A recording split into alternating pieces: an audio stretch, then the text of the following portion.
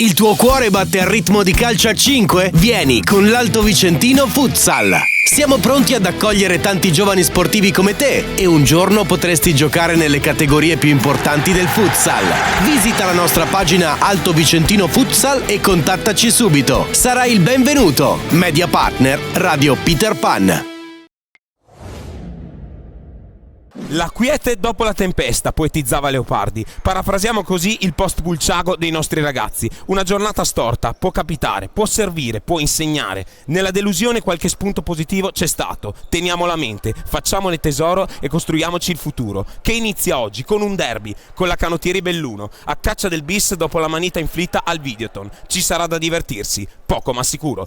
Se si vuole una metafora, Vettore... Chiaro che ovviamente tanto ancora Vettore, la palla lambisce il palo.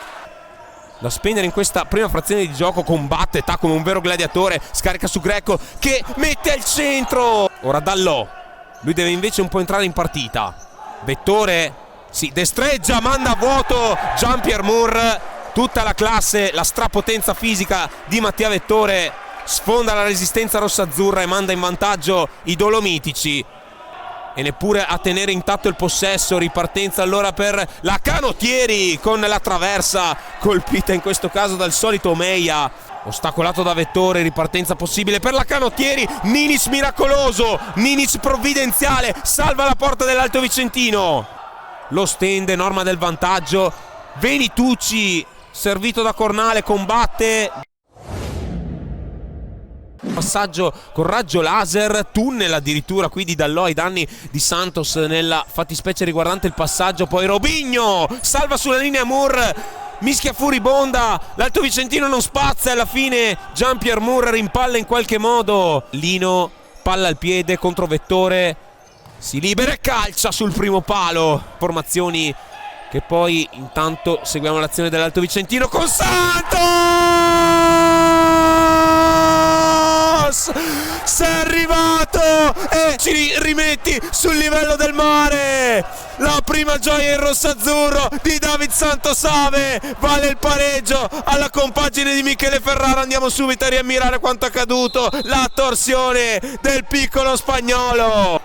Rimediare. Intanto ancora Santos, la torsione e dalla libera dice di no.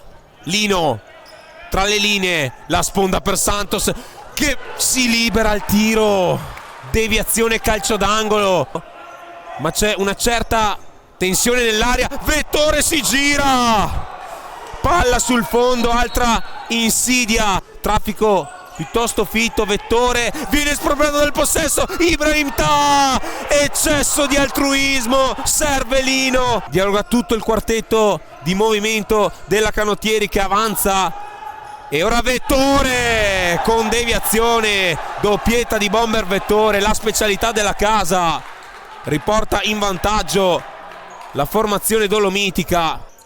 Greco in profondità per il Mannuni, la sterzata della freccia di Marrakesh ancora dalla libera, poi Lino, non è vero, la palla passa attraverso una selva di gambe e finisce sul fondo. Si libera sulla tre quarti, costringe Ninic a un intervento in due tempi.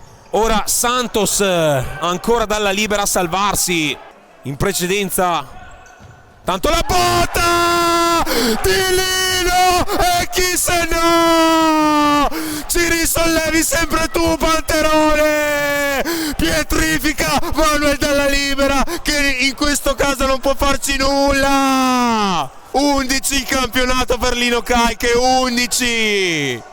Ora Greco nello stretto, apertura proprio per il brasiliano, cosa ha preso dalla libera?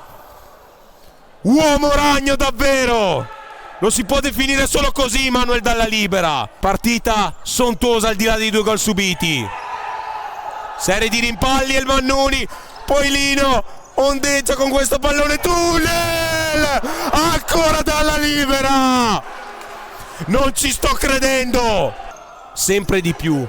E il Mannuni 3 contro 2, apertura per Lino, al centro Santos, la rimonta decisiva di Dallò, delle parate compiute in precedenza.